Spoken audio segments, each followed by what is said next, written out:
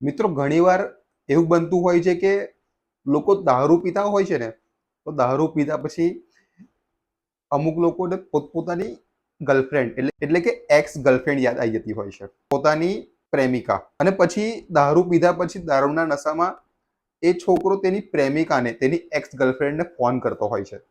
Phone કરીને તેની પ્રેમિકા જોડે બદતમીજીથી ખોટી રીતે વાત કરતો હોય છે, તેને ગાળો આપતો હોય છે, ગાલી ગલોચ કરતો હોય છે, તેને અપમાનજનક શબ્દો બોલતો હોય છે, તેની જોડે ખૂબ જ ખોટી રીતે વાત કરતો હોય છે, તેને હેરાન પરેશાન કરી મૂકતો હોય છે.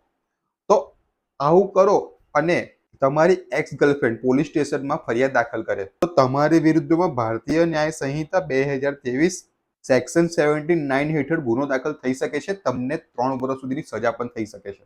આ ખાલી એટલું એક્સ ગર્લફ્રેન્ડ માટે લાગુ નથી પડતું. તમે કોઈ પણ છોકરીને ફોન કરીને આવી હરકત કરશો તો એ ગુનો જ છે. એટલે આ વિડીયો તમારા એવા મિત્રને મોકલી દો કે જેને દારૂ પીધા પછી ભાન નથી રહેતું અને તે તેની એક્સ ગર્લફ્રેન્ડ જોડે ખોટી રીતે વાત કરતો હોય છે.